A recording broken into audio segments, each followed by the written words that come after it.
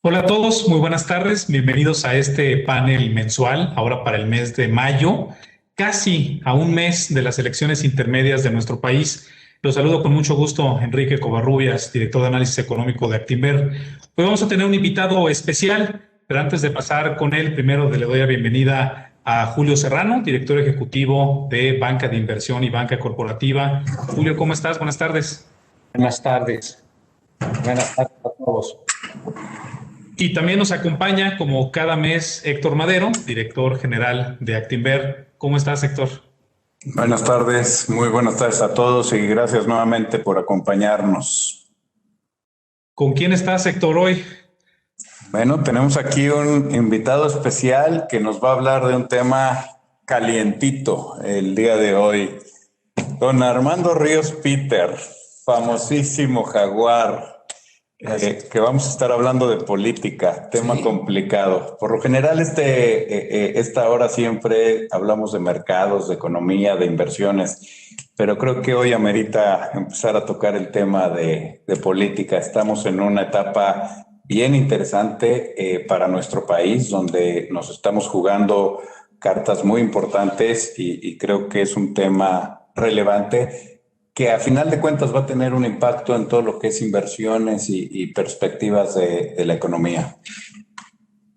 Sí, sin lugar a dudas, pero sí hay que hablar un ratito de economía y de mercados, porque eso no nos lo podemos saltar en en esta ocasión.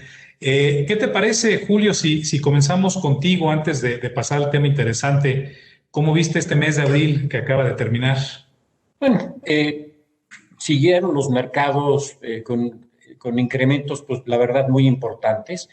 Hubo los rendimientos que tuvieron los mercados. El S&P subió más de 5% en abril, el Dow Jones 2.7%, el Russell 2% y el Nasdaq pues casi 5.5%. Y esto es como consecuencia de los buenos resultados que siguen presentando las empresas, ¿no?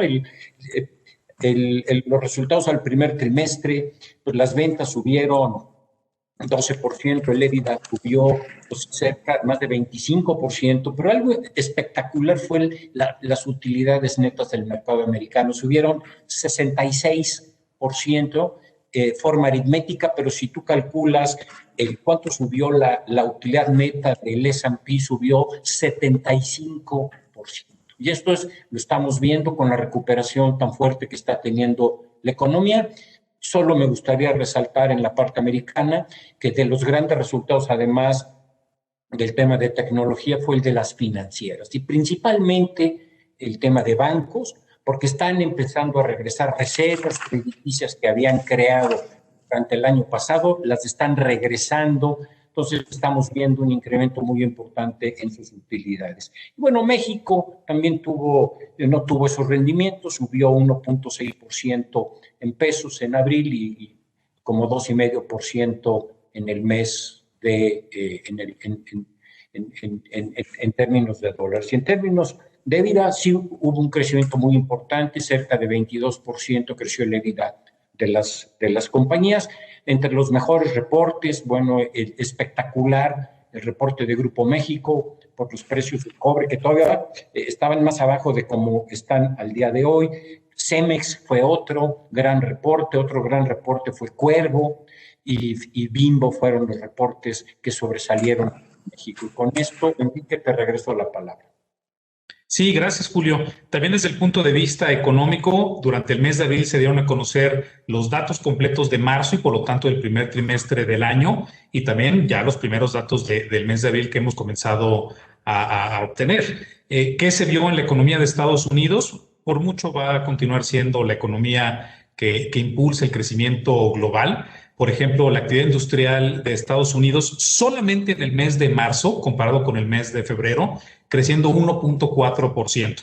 Es el tipo de crecimiento que en alguna economía de clase media deberíamos estarlo viendo durante 6 o 7 meses y en tan solo un mes se ha observado. Y esa recuperación industrial en Estados Unidos ha sido un motor de recuperación en la economía de nuestro país, vimos una cantidad muy importante de importaciones, sobre todo importaciones de bienes intermedios, que se han trasladado, al menos durante ese mes, en una apreciación del peso, en un mayor incremento de empleo y de ingresos en nuestro país, pero solamente ese factor externo es el que parece que está funcionando. Continúa la duda acerca del camino de tasas, con el nerviosismo de que la inflación está llegando a Estados Unidos. El último dato que se dio a conocer en ese país es que la inflación del consumidor ya está por arriba del 2.6%, pero continúan esas presiones en los precios del productor y en los precios en general de toda la cadena de valor de Estados Unidos, y con ello pues algo de importación estaremos importando en nuestro país. La economía mexicana, también se han comenzado a conocer algunos datos, todos ellos relacionados con el sector externo de manera positiva. El de las remesas, que fue un marzo espectacular, de hecho fue el mejor marzo en la historia, y que no era fácil superar el marzo del año pasado, porque el momento en el cual se cerraban las fábricas mexicanas, las remesas llegaron por montones. Entonces fue un marzo récord, fue un febrero récord, también fue un enero récord, y con eso todo pinta para que este año vaya a superar otra vez los 40,000 millones de dólares. Continuamos pensando que la economía mexicana va a crecer cerca del 5% este año. También creo yo que la inflación va a estar por ahí, un poco bajo, pero no muy alejado del 4,5% al 5%. Y el enfoque durante el verano, desde el punto de vista macroeconómico, estará principalmente pues pensando en qué harán los bancos centrales de Estados Unidos, de Canadá, de Inglaterra y por supuesto el Banco de México. Bueno, fue un resumen muy rápido de mercados y de economía, pero yo creo que podemos pasar con eso, si les parece, al tema interesante, que es el tema de las elecciones. No sé, Héctor, si quisieras tomar de aquí. Claro. Yo simplemente hacer el comentario a los datos que se refería Julio y muchos de Enrique son todavía del mes de marzo, ¿no? Hay que considerar que los resultados de las empresas tan importantes se dan en un ambiente comparativo donde todavía la pandemia no pegaba con un impacto muy fuerte, ¿no? Si se acuerdan, tanto en Estados Unidos como en México, la pandemia empieza a tener un efecto importante en la segunda quincena del mes de marzo del año pasado. Entonces, cuando ya vemos ese repunte, dices, wow, ¿no? Eso quiere decir de la fuerza que trae la economía americana, el efecto que están teniendo los incentivos que están metiendo el gobierno y que se empiezan a generalizar. Quiero pensar, Julio, que el segundo trimestre los números van a ser impresionantes, ¿no? Porque ahí sí el comparativo va a ser muy, muy desigual. Abril, mayo, pues las economías estaban parcialmente o si no prácticamente cerradas. Todo el mundo estaba espantado, no sabíamos la magnitud del efecto y el evento. Y este año, pues, como estamos viendo, ¿no? Van en un proceso de recuperación y en México se empieza a sentir el efecto de recuperación también de una manera importante. Lástima que, como bien decía Enrique ahorita, tengamos que depender en una medida muy importante del efecto de las remesas, ¿no? Deberíamos estar generando nosotros nuestro propio crecimiento y impulsando inversiones y aprovechando esta ola que está teniendo el mercado americano para ir con ellos y realmente estar teniendo resultados similares. Pero bueno, sabemos que hay otras circunstancias, vivimos otra realidad y estamos en 5 de mayo. Hoy todos los americanos están festejando a México, ¿no? Tomando tequila. Estamos exactamente a un mes de las elecciones. Tal cual. ¿Qué esperar? ¿Qué ves? Bueno, pues a ver, digamos, es una pregunta complicada y obviamente lo ocurrido hace 2 días, la tragedia ocurrida hace 2 días, es difícil saber cómo va a impactar, digo, y no quiero ponerme a lucubrar, pero creo que sin duda alguna va a ser un tipping point. Yo estoy convencido, digo, y pasa en los países del mundo que hay eventos que marcan cambios. Me parece que el evento de hace 2 días, el tema del metro, el tema, digamos, de las muertes, el tema de los señalamientos a actores específicos, va a pegar sin duda alguna, y no solamente va a pegar en la capital, va a pegar en el país entero. Estamos claros que pues la forma en la que impacta ahora la política por este tema de la hiperconectividad que tenemos, donde una noticia se sabe bueno, no solamente en todo México, sino en todo el planeta, prácticamente en cuestión de minutos, de segundos, pues sin duda alguna ya es un asunto que está corriendo y es una narrativa que no estaba, mi querido Héctor. Ya me siento así como que narrando, mi querido Héctor, como si narrando un partido de fútbol, ¿verdad? Que no estaba, digamos, en la ecuación. Yo te puedo decir lo que estoy viendo en campo. Hay mucha incertidumbre. Sinceramente, es la primera vez que me toca andar en campo y ver que hay un nivel de desencanto peculiar. Me ha tocado estar, tú sabes, muchas veces en campo, en campo haciendo campaña. Explícanos por qué estás en campo para que todos nuestros clientes sepan. Sí, bueno, ando en campaña, pues decidí buscar ser diputado local. A mí siempre las elecciones son una oportunidad, obviamente, pues para salir a buscar pues, la inquietud de la gente, obviamente buscar la participación electoral, pero siempre es un termómetro para los que nos gusta la política, siempre es un termómetro. La energía de la gente nutre a los actores públicos, por lo menos a mí me pasa que dialogar con la gente, compenetrarnos, andar en los tianguis, andar en los mercados, y ahora que lo estoy haciendo en la Ciudad de México me ha pasado algo que nunca me había pasado.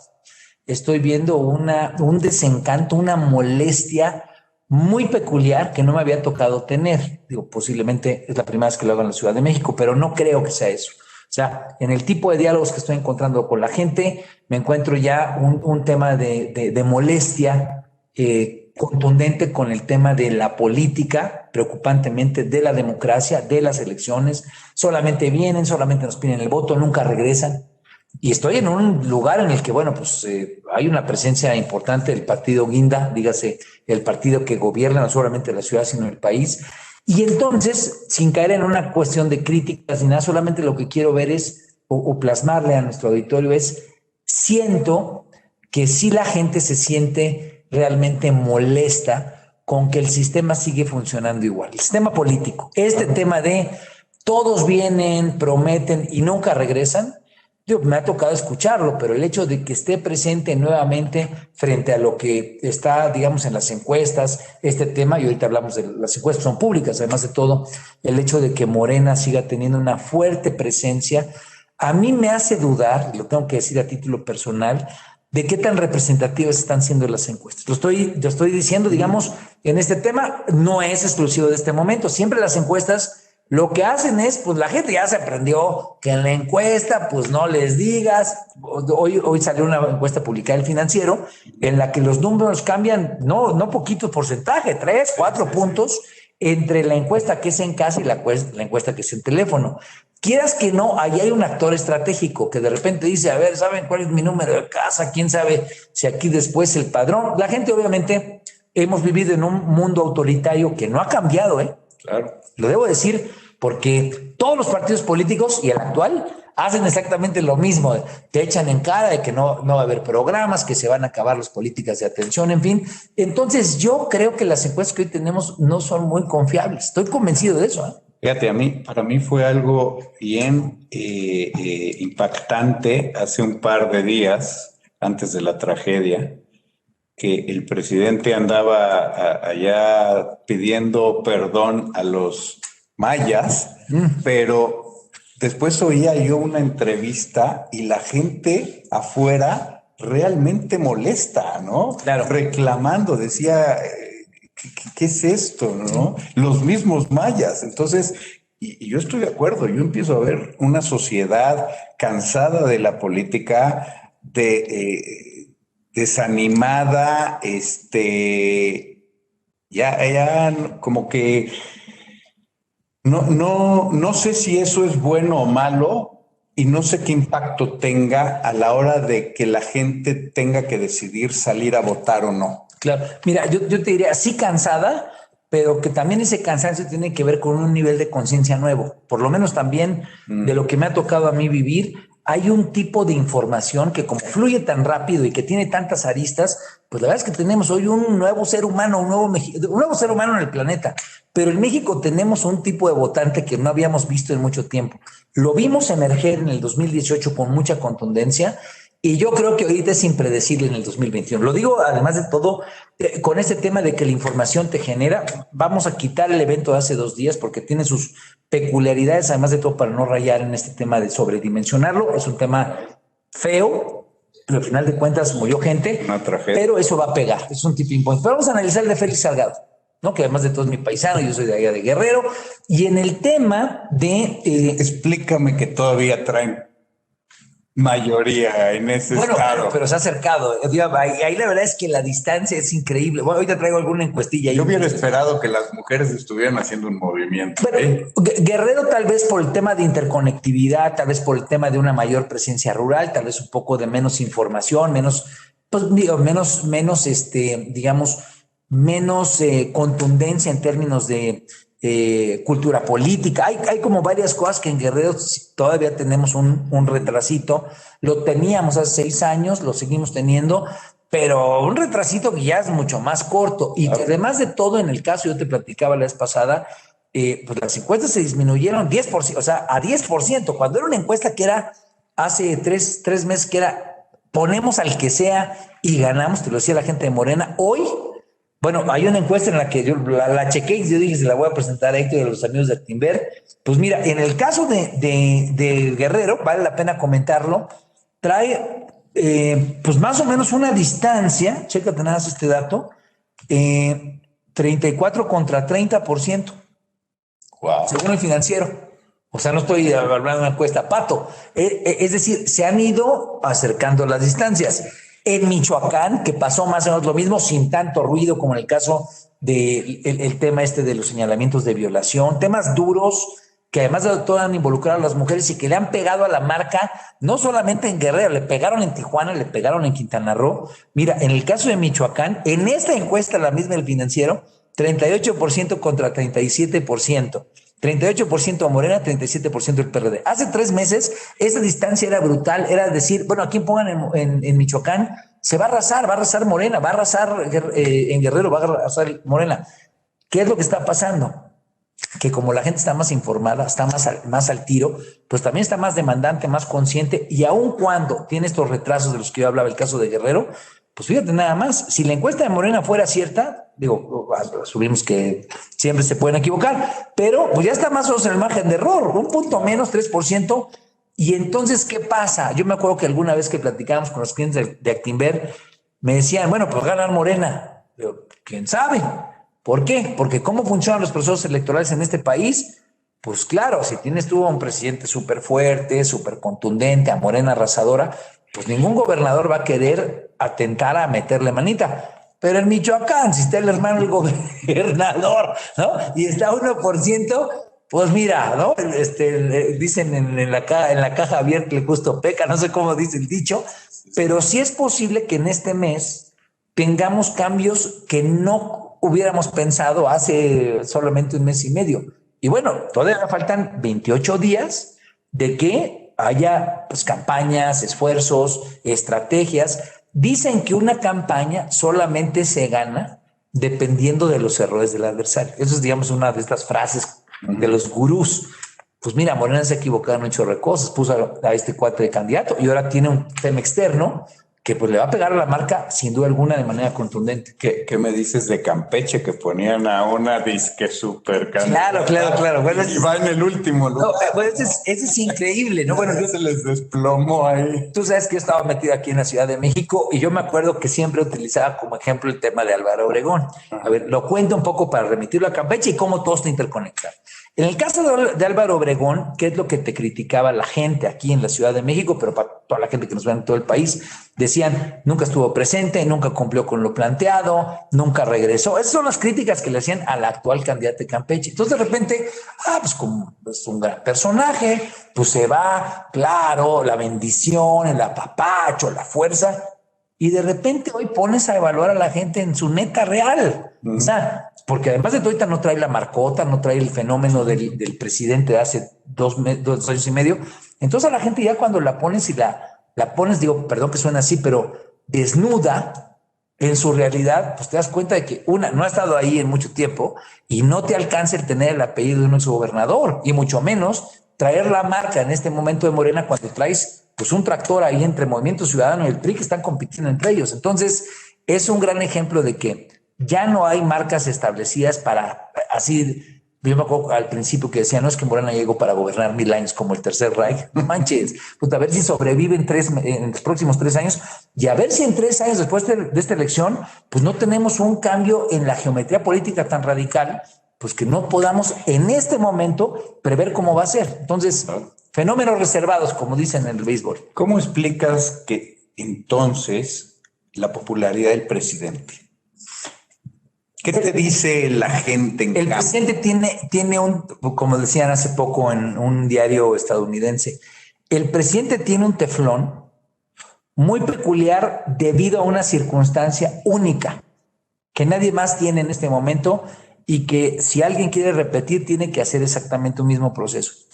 El presidente durante, pues vamos a plantear 20 años, 18 años, en fin, en realidad 12, ¿no? Pero los 18 años incluso consideraría el mandato del gobierno, siendo que venía el PRD de haber hecho trabajo político en toda la República. Es un actor político que la gente sigue percibiendo como cercano. Okay. En un mundo en el que estamos todos hiperconectados, lo que le hace sentido a la banda, a la gente, es la cercanía. Yo ando como candidato a diputado local, lo comento, pero para utilizarlo como un ejemplo, a la gente le hace sentido más la alcantarilla. O sea, la alcantarilla que cuando se aglutina de basura se llena de agua y me inunda, no solamente mi casa, sino la colonia, y dice, esto lleva ocurriendo 1 año, 2 años, 3 años, 10 años, 20 años, 30 años, y nada ha cambiado. Entonces, el presidente logró tener en sí mismo una capacidad de compenetración con ese tipo de realidad. Cuando él habla, y esto es algo que todos los analistas dicen, él le sigue hablando a la banda, a la gente, a la raza, al pueblo, y insiste en ello, ¿no? Uh-huh. Y en esa contundencia, pues la gente le dice, o sea, siente, lo que yo veo es como que dice, bueno, pues los partidos son una cosa y bueno, pues el presidente está en esta condición. Yo creo que sigue precisamente por eso en un buen momento, 60-62%, el Polo Polls de Oráculos le da más o menos 60%.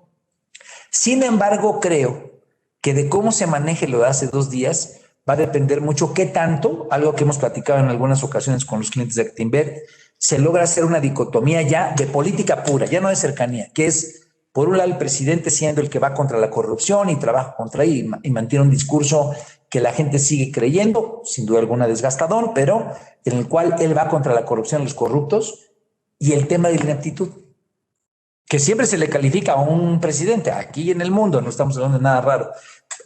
Tal vez la palabra ineptitud puede ser muy dura, pero es los malos resultados, la incapacidad de gobernar, estas cosas que tienen que ver con gobierno, con política pública.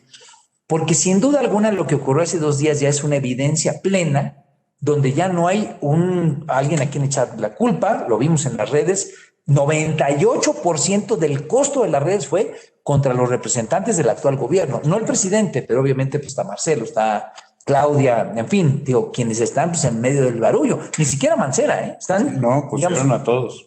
Entonces, ¿cuál es el punto? Que creo que al presidente lo que ocurrió hace 2 días ya lo pone en un escrutinio ya, donde ese teflón del que hemos hablado le puede empezar a costar de manera más contundente. Puedo equivocarme porque ya me equivoqué, ¿no? Y no solamente yo, prácticamente todos los analistas, en los últimos 1 año y medio, donde el presidente se pensaba que iba a entrar en un declive, en el desgaste, pero el presidente teniendo ese tipo de cercanía está haciendo algo que aún nadie está haciendo en el país. Por eso la coalición y estos partidos no tienen tanta atracción.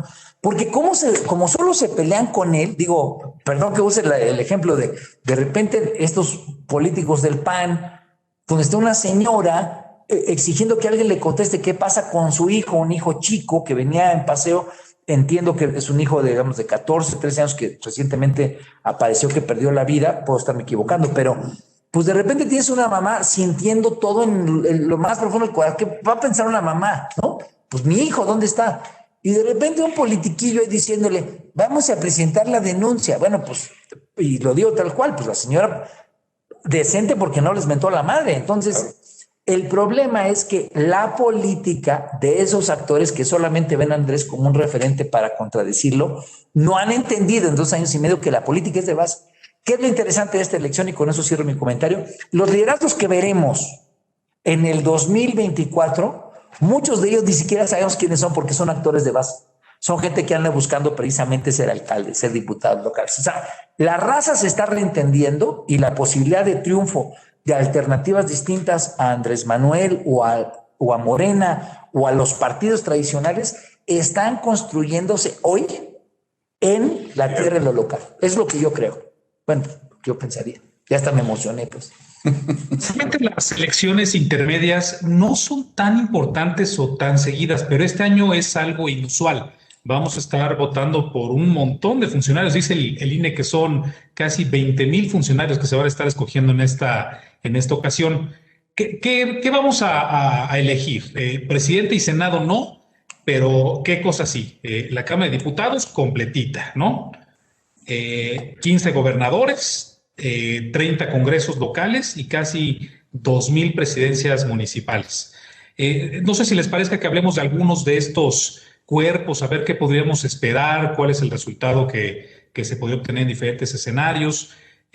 Comenzamos, por ejemplo, con la Cámara de Diputados, ¿cómo están ahorita? ¿Qué podemos esperar? Y el contrapeso de la Cámara de Senadores, ¿cómo quedaría? Sin duda, Enrique, bueno, tomaría tu planteamiento para ver, bueno, son alrededor de 21,000 cargos de elección popular, ¿no? Son un chorro de elección más grande de la historia, pero vamos a ver qué significa en términos de los equilibrios de poder.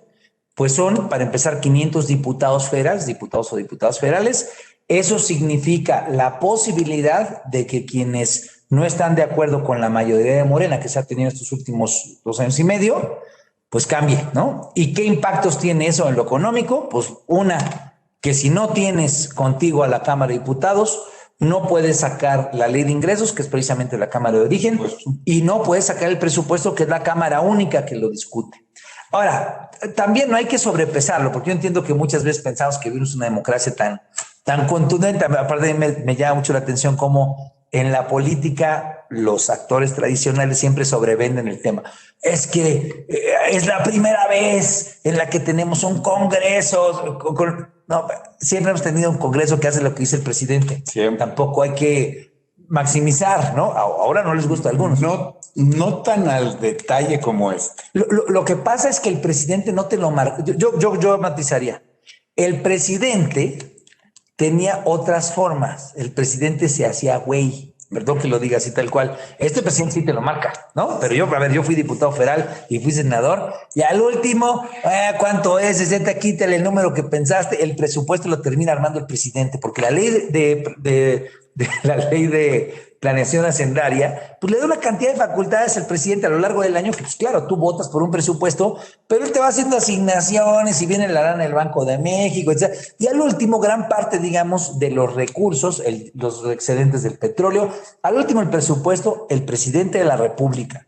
En el mundo democrático posterior a Zedillo, lo ha hecho el presidente. La única vez que el Congreso votó en contra de un presupuesto de egresos que había presentado el Ejecutivo, que era Vicente Fox, lo vetó el presidente y terminaron doblando las manos y lo tuvo y se hizo como dijo el presidente. Digo, para todos los que se desgarran las vestiduras, no es posible. Bueno, claro. Lo que pasa es que este presidente hace mucho la marca diciendo, bueno, así es como funciona, así es como soy.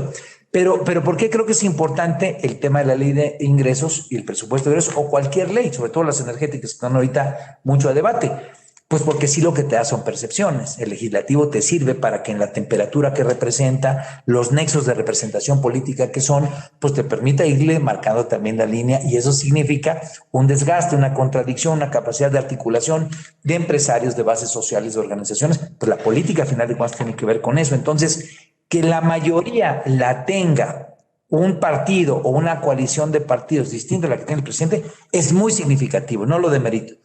Puede el presidente terminar teniendo las llaves sobre la mano, pero sin duda alguna manda señales que de cara al 22 para nuestros, clientes de Actinver va a ser muy importante, porque si la mayoría la llegara a tener la oposición, pues tienes en el 22 algo que jamás hemos tenido, que es el tema del referéndum o la revocación del mandato, donde, pues sí, si perdiste en una, pues de repente la gente va a decir, ahí nos vamos a organizar y en el 22 podemos ganarle al presidente. Eso es muy importante. Claro. Nunca lo habíamos tenido, ¿no? Y hay otro dato en las elecciones, para no extenderme, Enrique, es el tema de que se votan 30 congresos locales. Eso es muy importante. ¿Por qué razón? Para poder cambiar la Constitución se necesitan que ocurran tres cosas importantes. Obviamente que se vote la mayoría en la Cámara de Diputados, que se vote la mayoría, es decir, las 2/3 partes, esa es la mayoría constitucional, y que la mitad más uno de los estados, de los congresos de los estados, voten a favor de esa mayoría. El presidente López Obrador ha tenido 20 congresos locales de Morena y eso le ha permitido incluso hacer planteamientos de cambio constitucional, aunque no tiene la mayoría en el Senado, sí la tiene en la Cámara de Diputados y eso le permitió, por ejemplo, pasar los cambios constitucionales en materia de seguridad con el tema de la Guardia Nacional. ¿Qué es lo que se puede prever? Y por qué es importante también no solamente que gane o que pierda la mayoría del Congreso, sino que no tenga la mayoría constitucional. Que eso estoy convencido que no la va a tener, porque tampoco la tuvo en la elección del 2018, que le fue mucho mejor que lo que le puede prever ahorita. Fue una mayoría artificial, por los del verde ahí se pusieron de acuerdo, los del verde son buenos para acomodarse, ¿no? Entonces terminaron dándole las 2/3 partes en la Cámara de Diputados. Le faltaban, me puedo equivocar si son 11 o 9 senadores de oposición que no le permitían tener la mayoría.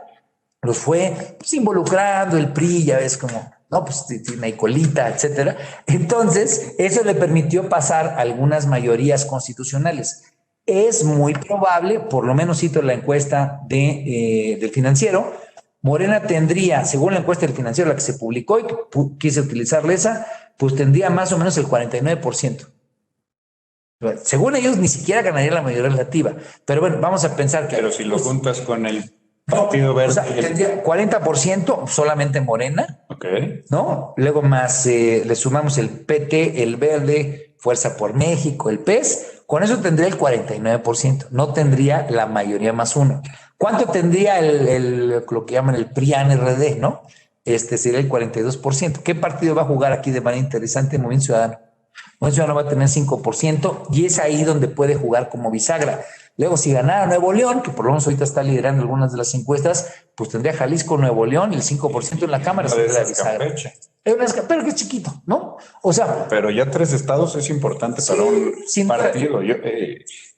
Ahorita entramos a ese tema. Claro. Al final. Ahora, fíjate, aunque Nuevo León sea un estado chiquito en términos de masa de votos, tiene más Oaxaca o tiene más Chiapas, tiene pues el peso económico de que lo que significa tener pues el poderío industrial del noreste y obviamente de unas articulaciones importantes en todo el país. Pero quise hacer este reflejo porque la gente me parece que nuestros clientes tienen que empezar a ver un poco cómo están los juegos. No solamente es a favor o en contra, sino un poco cómo en el tablero pues terminas atendiendo a nuevos actores o incluso los que son aliados de López Obrador. Porque todo el mundo dice, todos van en bloque.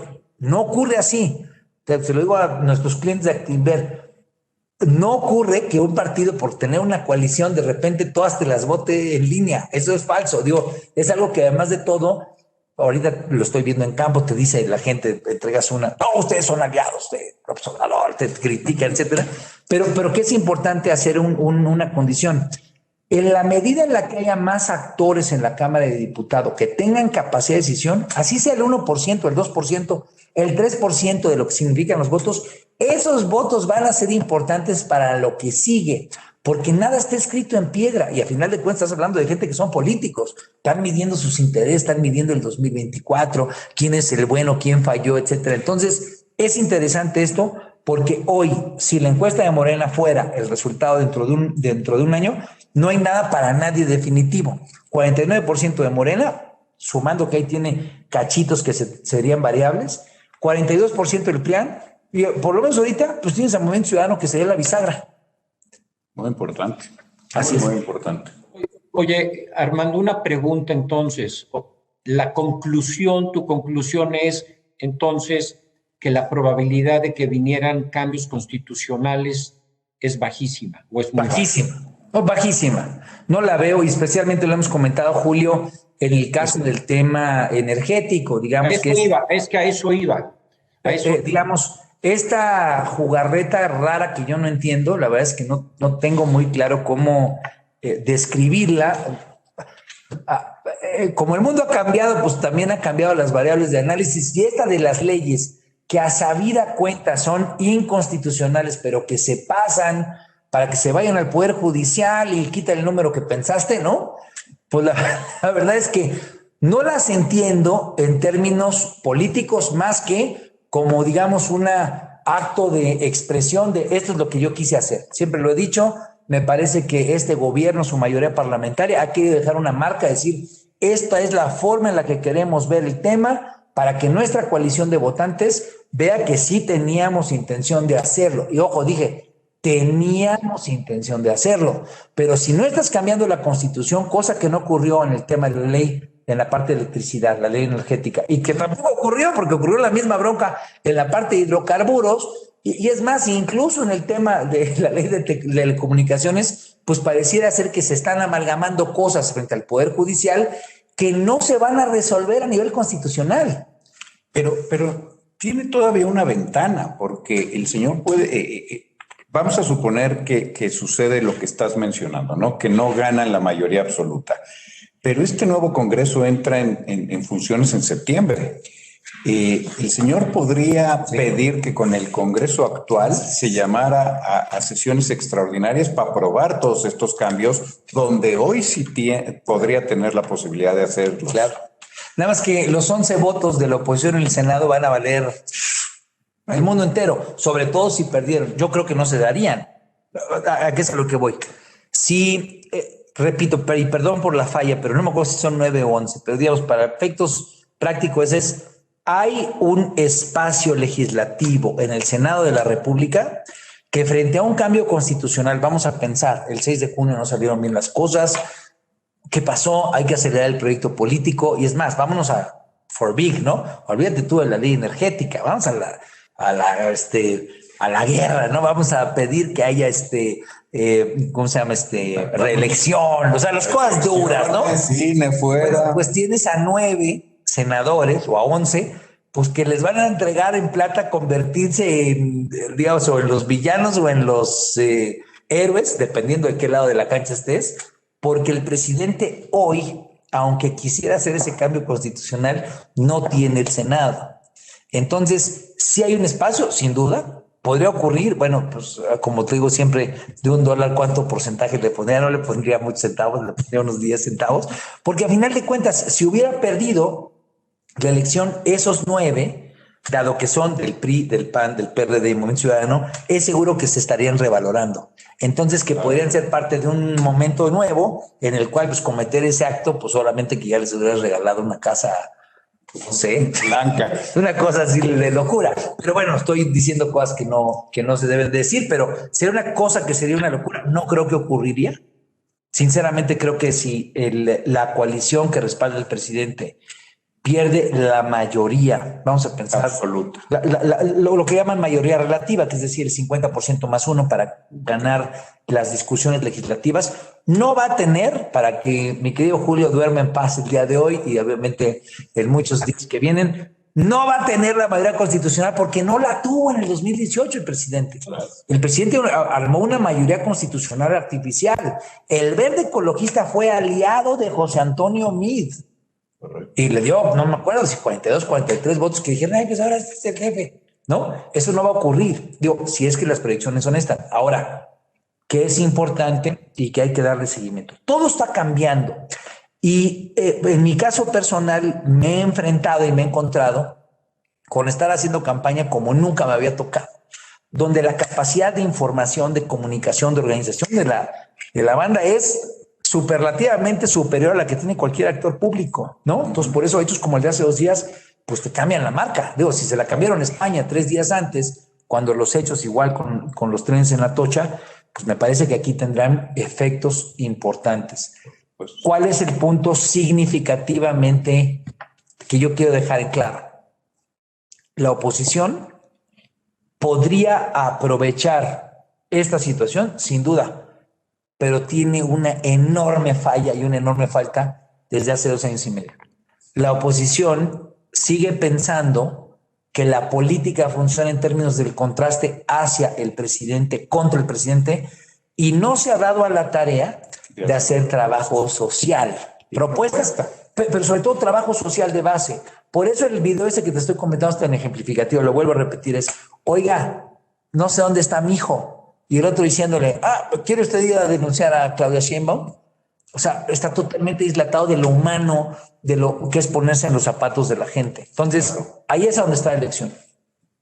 O así es por lo menos. Yo te quisiera preguntar un poco más de lo que estás viendo que tiene la gente en la mente para escoger por quién votar en esta ocasión. Sobre todo que desde el punto de vista de economista hay una literatura muy amplia que habla de esta idea de que lo que a la gente le importa es pues el poder adquisitivo que puede llegar a tener. Y hemos visto muchas elecciones recientes, por ejemplo, la de Estados Unidos en el 2016, donde vimos las dos costas, si te acuerdas, votando por Clinton, que además eran las dos costas que más ingresos generaban, y en el centro de Estados Unidos todo este cinturón de pobreza relativa que votaban por un cambio a través de Trump. Esto lo hemos visto en muchas situaciones, lo hemos visto ahí, o cuando fueron las elecciones del Brexit en 2016, o en Italia en 2018, en tantas elecciones recientes.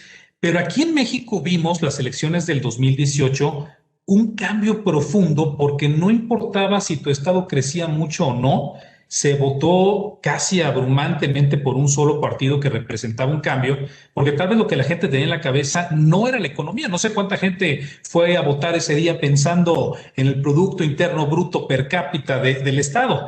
Tenía un solo aspecto en la cabeza, que era Estado de Derecho. Se podía medir a través de inseguridad o de corrupción o diferentes medidas según el estado.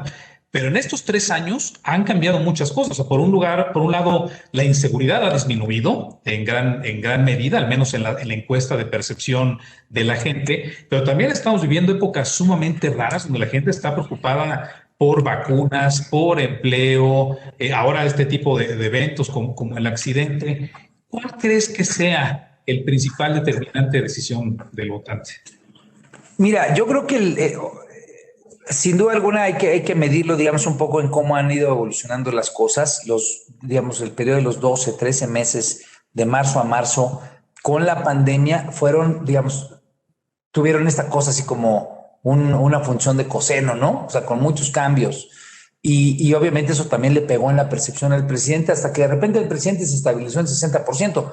Recordemos que el presidente más o menos por ahí del mes de junio llegó a rozar los 46, 45%. Y luego volvió a subir. ¿Cuál es mi impresión? No digo que sea una impresión definitiva, pero ¿qué es lo que yo siento? Lo que siento es que la gente empezó a ver en la vacuna sí una esperanza, una expectativa que fue quitando la sensación de zozobra alrededor del tema de salud, y que eso fue cayendo y que se convirtió en un activo del gobierno en turno. Organizaron bien, tengo las impresiones muy claras de la Ciudad de México, organizaron bien las entregas, no hubo, caos. A final de cuentas, se mandó la señal de una política pública ordenada, coherente, cohesionada, y a final de cuentas que dio estabilidad y certidumbre. Cosa a la que muchos apostaban que no iba a ocurrir. Y me parece que eso lo que volteó los ojos fue al problema más claro, por lo menos en términos de números, que tenemos en el país, que es el tema del dinero. Hoy el problema es el dinero, porque como bien lo dices tú, incluso los números en materia de inseguridad cayeron. Mucha gente dice que por el tema de la pandemia, ¿no? A final de cuentas, aunque siguieron estas monstruosas cifras de asesinatos, de muertes violentas, la gente en términos de asalto a casa armada, asalto a transeúnte, bajaron los números. O sea, el delito que le pega a la gente de manera cotidiana, y estoy hablando de Tijuana, desde Tijuana hasta Quintana Roo, es una cifra nacional. Sí se mantuvieron muy altos los números, las cifras de los asesinatos, sin duda, históricamente terribles. Nadie tiene peores números que la actual administración, pero en lo que le pega directamente a la sociedad, los números del delito bajaron, inclusive hasta los de extorsión y a los de secuestro. Son cifras, en el macro. Pero el tema del dinero pega, ¿no? Hoy yo estuve en Iztapalapa, lo cito como un ejemplo, pues tú luego sabes cuando estás comentando en qué la gente se alista, aviva los ojos, etcétera, el tema del dinero. ¿Por qué? Porque la cifra es desgarradora. Si de 1 millón, si de 5 millones de micro, pequeñas y medianas empresas que teníamos, 5 dedos, pierdes uno, pues imagínense en su mano. Más que esa es la economía del país. Claro. O sea, perdimos 1 millón de micro, pequeños y medianos negocios. Eso obviamente es empleo, eso obviamente son rentas, eso obviamente es ciclo económico. Entonces, y otros 2 o 3 están golpeadísimos. Que están, digamos, en la franja. Entonces, frente a una autoridad que es dentro de todos los países del planeta, ojo, todos los países del planeta, el segundo peor en términos de apoyar a las micro, pequeñas y medianas empresas en materia de flujo de efectivo para pagar la renta, para pagar la raya, para pagar los contratos del planeta, porque solamente le ganamos a Perú. Bueno, o sea, sí estamos hablando de que obviamente hay un costo. Entonces, ¿cuál sería el tema, mi querido Enrique, que hoy día es, qué es lo que más le pega ahorita a la gente? El bolsillo. Entonces, ¿en dónde está la discusión? Pues la oposición anda en todo. Ahorita ya agarró el tema del metro. O sea, como la gente, como la oposición no está clavada con la raza, con la gente, ese es precisamente el problema, porque no está en el sentimiento cotidiano del problema. Hoy el problema, yo les diría, que habría que resolver, atender la necesidad inmediata, y gran parte de cómo la gente va a votar va a tener que ver con su bolsillo. Esa me parece que es la variable fundamental dentro de todo el ruido que hay. Es la que más le pega a la gente. Y esa obviamente tiene claroscuros. Ojo, es muy importante. Porque si bien este gobierno no apoyó a las micro, pequeñas y medianas empresas, tiene un discurso de apoyo. Y lo tiene, y además de todo, en términos de propaganda es extraordinariamente contundente. Entonces, entre que la gente se confunde y hay gente que tiene malestar, tal vez no estés apoyando a la micro, pequeña empresa que contrataba, vamos a pensar en la fonda que contrataba al mesero, pero ese mesero tal vez a su jefa sí le está llegando el apoyo de adulto mayor. Entonces, como medio fósil, ¿no? No es precisamente una variable directa, en la que creo que si hay 28 días, mucho del análisis que nuestros clientes deberían de hacer es qué tanto en la lógica local, porque al final de cuentas el discurso macro va a ser medio difícil de evaluar, qué tanto tienes el tema del apoyo económico a la economía de base como una plataforma y un planteamiento. Y ahí quien se mueva bien en lo local es quien puede ganar. Sí, oye, Armando, una pregunta. ¿Cómo ves a todos los votantes nuevos, a los jóvenes que tenían 16, 17 años en el 18 y que ahora van a entrar a votar? Los ha ido perdiendo Morena, por lo menos mi dato para tenerlo cuantitativamente respaldado, eso es lo que dice la encuesta de Financiero, es lo que dicen otras encuestas, pero a ver, digamos, hay 3 segmentos que ha perdido Morena, no los ha perdido de manera contundente, pero en los cuales se ha visto afectado. Una, las mujeres. Las mujeres muestran una caída en términos del aprecio al discurso político, a pues, la credibilidad y obviamente el encanto que tuvo el discurso del 2018. Los segundos serían los jóvenes. Hoy ese segmento precisamente que tú comentas, el segmento que está entre los 18 y los 23 años, 18, 21 años, ha ido cayendo en términos del aprecio hacia el actual gobierno, hacia el partido en el gobierno. Tampoco es algo, ese voto siempre es cambiante, ¿no? Digamos, no es un voto muy estable, pero el voto de la gente, digamos, más educada, la gente que tiene licenciatura, la gente que tiene maestrías, ese segmento que hay que decirlo, es como un mito cuando la gente dice que la gente menos letrada es la que votó por López Obrador. No. La gente que, en términos de porcentaje, más votó por López Obrador fue la gente más educada en el 2018. Y eso es importante tenerlo claro, porque si no caemos en una como mentira autoconstruida, ¿no? La gente que más se manifestó en favor del presidente López Obrador por un cambio fue la gente más letrada. Esa gente hoy está en caída respecto al respaldo de Morena. Yo creo que, y regresando al punto que veíamos hace rato, tú decías, después de esta elección el panorama político puede cambiar brutalmente, ¿no? Y claro, si hoy hacemos un pequeño análisis, vemos que Morena, pues es un partido con muchas corrientes internas que se están todavía terminando de acomodar. El PRI totalmente perdido y deshecho y sigue con una imagen muy, muy contraria por parte de la sociedad. La gente le cuesta mucho trabajo pensar en el PRI. El PAN, perdón, pero están absolutamente perdidos, ¿no? Cuando tú ves, ayer leía, ¿no? Que iban a apoyar a Granier para competir ahorita, que dices, a ver, ¿cómo puedes apoyar a un cuate que salió de la cárcel, ¿no? Y pones a a la Miss Universo de candidata, y en fin, totalmente en otra realidad. Creo que no han entendido lo que debería ser su función de oposición. Y la gente con la que se platica, todo el mundo expresa lo mismo. Oye, ¿qué pasa? No hay oposición, ¿dónde está? Por el otro lado, yo sí he visto que Movimiento Ciudadano va a ser el ganón de esta elección, como bien decías tú, ¿no? Oye, si traes Jalisco, si puede ganar Nuevo León, si gana Campeche, aunque ya son 3, ¿no? Pero deja tú eso. En las diputaciones locales también van a tomar una relevancia mayor y que hoy no estaban. Es un jugador nuevo que no existía, donde se ve, al menos se ve sangre nueva. ¿Cómo lo ves? ¿Qué crees que son los ganones? ¿Crees que puede hacer el partido para el 24? No. ¿Cómo viene la conformación? A ver, digamos, vamos a tratar de dar algunos campanazos sobre el tema. A ver, Morena, lo que yo me he dado cuenta o lo que yo he visto es que no es un partido político. Y eso lo puedo decir con la responsabilidad de mis palabras hacia mi persona. No es un partido político, es una suerte de sentimiento, de estado de ánimo.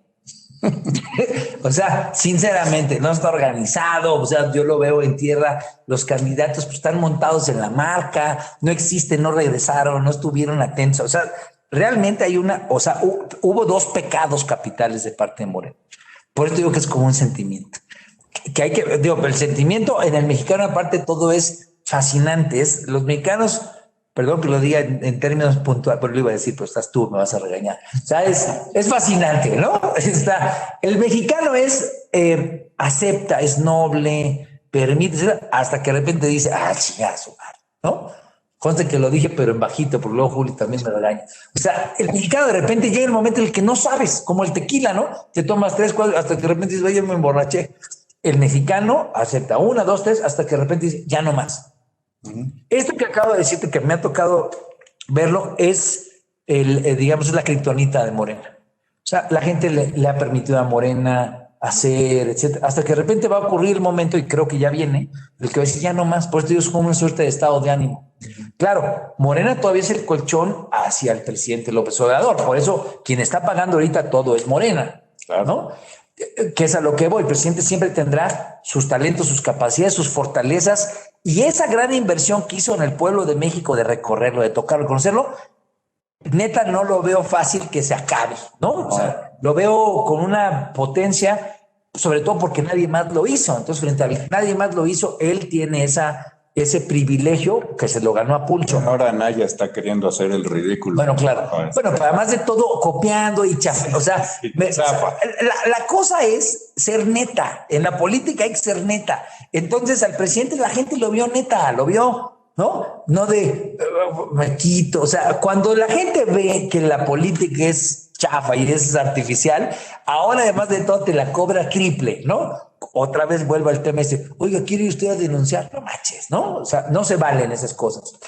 Ricardo Anaya no tiene ningún futuro en eso, no lo tiene, pero bueno, vamos a analizarlo. Entonces, Morena es una suerte de estado de ánimo que está en detrimento, que está en un proceso de desencanto y que creo que le va a alcanzar para pasar de panzazo con ciertos números, pero que va de salida. Además de todo, con estas apuestas como Félix, terminaron generando erosiones progresivas, más contundentes con la verdadera oposición. Porque la oposición en este momento no es una oposición política, es una oposición social, es una oposición que está articulada, es una oposición que está, digamos, en el tema de una construcción de un nuevo país. Claro. Las mujeres, y lo platicamos aquí con los clientes de Actinver el 9 de marzo del año pasado, hoy demuestran una capacidad de articulación que no tiene ningún partido político, Morena, pues que va a tener, ¿no?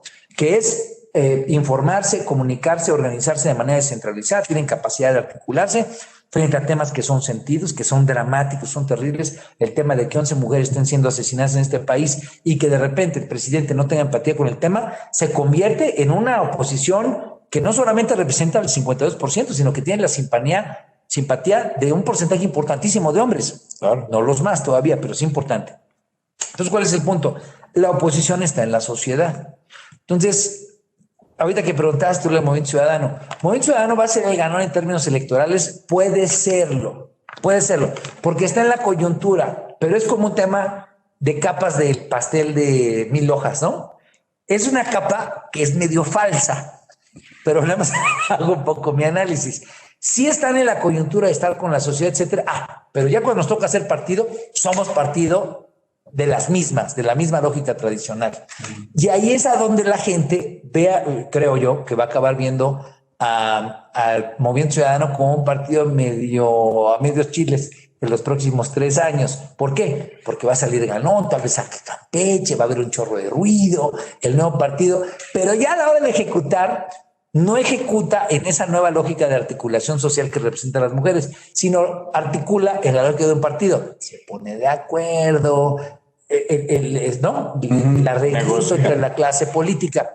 Alguien me podría decir, pues, si no, ¿cómo? No, sinceramente la única forma en la que puede existir una ruta de estabilidad, y me refiero a una estabilidad donde la oposición tenga la capacidad de concretar reformas, nuevas instituciones, visiones de estabilidad, que es lo que quiere la gente, es articulando ese modelo de sociedad que está participativa para que eso sea lo que decían las cámaras.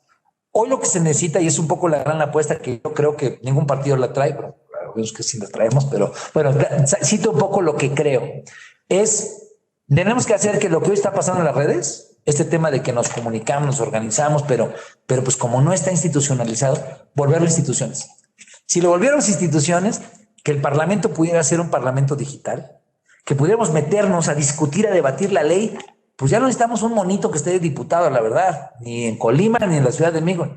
Hoy tenemos chance de, con el metadata, de estar debatiendo y discutiendo. O sea, irnos hacia la frontera. México tiene la posibilidad de ser el país que fue hace 100 años cuando hicimos la primera constitución social del planeta. Eso en términos de una visión digital, de organizar el tema de cómo las bases de datos, la gente, la participación, los votos, si no, o sea, esa es la lógica en la cual hay que entender lo que está pasando ahorita. Si no, pues nos vamos a un rato, pues alguien ganará en el 2024, pero no vamos a tener estabilidad social, no vamos a tener capacidad de generar crecimiento económico y no vamos a tener un modelo de conciliación política sólido si no entendemos que lo que cambió es la forma en la que la sociedad se organiza. En eso le podemos ganar hasta los gabachos. Claro. Bueno, que no digan que fue Actinver, sino que fui yo. Ya para terminar, entonces, vamos a hacer una encuesta. Ya. Que empiece, una quiniela. Una quiniela, a ver. Empieza Enrique. ¿Morena gana mayoría absoluta o no? Sí, parece que sí. Julio. No. Yo creo que de panzazo sí. La mayoría absoluta. O sea, Morena con 2/3 con los... No, cambio constitucional, no, para nada. No, yo me refiero a la mayoría calificada en las cámaras. Esa es la que creo que sí. Tú dices que llega al 51. No, al 2/3. Por eso, tú dices a 2/3. No, sin duda alguna no. Yo también digo que no, y aquí hay una comida que Enrique va a tener que pagar, espero yo, en un mes. En coalición, en coalición. Pues estoy sumando los 3 partidos de la coalición. Como quieras, pero ahora, yo creo que lo importante aquí es, y esto sí es ya para cerrar con nuestros clientes. El mercado de hoy en México está pensando más como Enrique que como nosotros. Siento yo que el mercado está descontando que las cosas van a seguir como están sucediendo ahorita. Y por eso hemos visto algo de presión en el tipo de cambio, hemos visto una subida de tasas importante en el último mes y medio. La bolsa, pues si bien ha tratado de seguir los movimientos de los mercados internacionales, pero la realidad es que trae un rezago brutal. Y la pregunta es, ¿qué pasaría, no? ¿Cómo va a reaccionar el mercado ante las noticias el 7 de junio? Y mi impresión muy personal es que si amanecemos donde Morena resulta que no le fue tan bien como el mercado esperaba, podríamos ver un rally importante de corto plazo, donde favorezca el tipo de cambio, donde favorezca las tasas y favorezca la bolsa. Creo que vamos a ver un ánimo renovado de inversionistas con una visión de largo plazo que han estado frenando muchísimos proyectos, sobre todo en términos de infraestructura, inmobiliario, donde van a decidirse regresar y empezar a aprovechar la coyuntura que se está viviendo, pero en el entendido de que vamos a tener todavía 2 o 3 años complicados porque va a ser una administración sin dinero, arrinconada, sin el poder tener esa decisión absoluta, y sabemos cómo reacciona el presidente, ¿no? Se enoja, golpea, entonces sí creo que vamos a vivir todavía de corto plazo volatilidad. A mi manera de ver, y dime si estoy en lo correcto, creo que para mí lo más importante que se juega en esta elección es el poder decir si esta presidencia se termina en 3 años o no. Y yo por eso digo, si no gana la mayoría absoluta, podemos decir que se termina en 3 años. Sí, a ver, digamos, yo creo que este gobierno se va a acabar en 3 años, este gobierno no se va a reelegir, no creo que tengan mayoría para cambiar la Constitución, aun cuando perdieran, no creo que esos 2 meses o 3 meses les alcanzaría para hacerlo. Lo que sí creo, o entiendo que puede haber alguna suerte de intención de la inversión, tal vez en la primera semana, como un piquillo ahí medio especulativo, sí. Lo vería. Pero yo creo, y el caso de Constellation Brands es el que yo utilizo para apalancar mi respuesta, yo creo que nos van a seguir 3 meses en los cuales va a haber mucho escepticismo respecto a la inversión en el país. Creo que van a ser 3 años para estar armando proyectos, revisar qué es lo que sigue, pero creo que como muchas de las decisiones de inversión a final de cuentas se ven afectadas por el Poder Ejecutivo, pues sí, la caprichosidad, si se me vale la expresión, que hemos visto en estos 3 años, pues la verdad es que se va a mantener, o por lo menos se va a mantener como una preocupación. Y en ese sentido yo creo que los 3 años vamos a tener los mismos niveles de inversión bajos, sí con mucha creación de proyectos, sí con mucha apuesta, sí con mucha gente diciendo el 2024 no nos la ganan, ¿no? Metidos en esta lógica, convocando, y si lo hacen desde una perspectiva social con muchas capacidades, pero no creo que los 3 años que sigan, aun cuando el presidente, su partido, su coalición ganara la mayoría, no creo que la gente, los inversionistas volteen a ver con realmente intenciones de meterle billete de economía. Yo creo que a ver, estoy de acuerdo que no vamos a ver una ola bárbara y menos de extranjeros, pero sí creo que vas a ver a mucho mexicano que se ha estado en las líneas, empezar a buscar esas oportunidades, ¿no? Y poco a poco vas a ver a nivel estatal va a ser un ánimo diferente, porque la realidad es que el ánimo hoy está en los pisos, ¿no? No hay inversión, nadie quiere invertir, todo el mundo está preocupado, y creo que sería un cambio de perspectiva importante, ¿sí? Con una visión de futuro, de otra vez poder tener un potencial país en crecimiento. México va a crecer, tú es algo que además de todo siempre alientas mucho, con mucha claridad en el mediano y largo plazo. Yo estoy convencido de que lo que nos está pasando ahorita es un proceso acelerado de concientización de la gente. Yo veo una sociedad que se está empoderando, y lo veo en tierra, que está discutiendo en los espacios populares. Veo un espacio crítico con gente que cada vez con mejor información está exigiendo una nueva lógica de comportarse. Entonces, pareciera ser que no está pasando nada, pero en realidad están pasando un chorro de cosas. Y las mujeres utilizadas como un buen ejemplo, me parece que son el tipo de punta de lanza de lo que está ocurriendo a nivel local. Yo sinceramente veo que vienen cosas muy padres para el país, y lo digo además de todo no como un anuncio, lo veo porque lo siento en tierra, pero obviamente pues ahí es donde... Me da gusto que seas optimista. Siempre he sido. Pues mil gracias, te agradecemos mucho que nos acompañes aquí a esta hora. Muchas gracias. Gracias a todos por habernos acompañado esta hora. Viene un mes interesante, un mes movidito, y esperamos estar de regreso con ustedes para analizar y platicar de los resultados de la elección el próximo mes. Gracias a todos. Gracias, hasta luego.